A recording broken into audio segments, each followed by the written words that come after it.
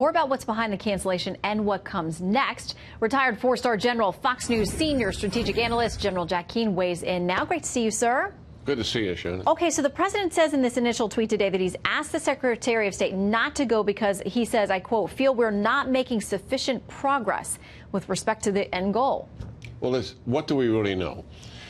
The intelligence services have been unfortunately leaking information to all of us over the last 4 to 6 weeks that North Korea is advancing their nuclear program, advancing their missile program, and certainly not denuclearizing. The President and Secretary Pompeo have considerably more information available to them than that. And I think they walked up to this final meeting and they had some pretty positive indications that the meeting was not going to lead anywhere. The last meeting, in terms of diplomacy, was catastrophic. Why is that? Secretary Pompeo put on the table, look, you got to tell me where all your nuclear sites are and where all your ballistic missile sites are, all the research, fuel, et cetera, that you do that. And here's the timetable that we suggest for denuclearization. They balked about that. They weren't and down that came to comment in the introduction. This was gangster-style diplomacy. So we came back and said, all right, okay, we're going to give them a little bit more time. In the Asian culture, trust is important. It takes time to establish trust. Secretary Pompeo came back and said, look, we're dealing with a strategy of patient diplomacy. Actually, quite similar to strategic diplomacy right. of the Obama administration, right, exactly. you and I are very familiar with.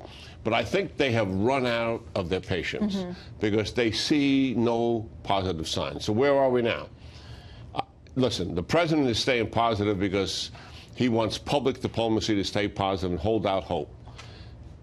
All of the president's national security team, Pompeo, Bolton, the CIA, Haspel, the rest of them, clear-eyed for sure. They know what's going on. They got the intelligence.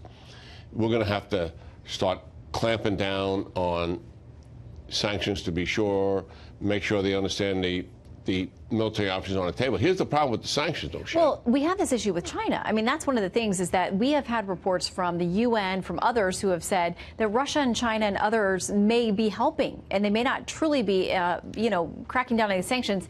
Harry Kazianis says this, a well-known North Korean expert with the Center for National Interest. He said China might be using North Korea as the ultimate bargaining chip, saying to the Trump, if you are not willing to play ball with us on trade, because we've been having these trade talks this week, we're not willing to play ball with you on North Korea. How much do you think the trade talks this week with China, where we're getting tough with them and we're talking about another round of tariffs, is complicating this North Korea situation? Well, the president actually mentioned it himself, so he knows it's an issue. The Russians have never shut the door.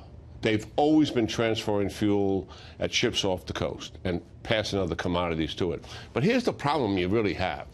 Remember, the UN resolutions, 3 of them, and Secretary Tillerson, when he was the Secretary of State, was able to get all the countries and Nikki Haley to support sanctions and really slam them hard in terms of enforcement.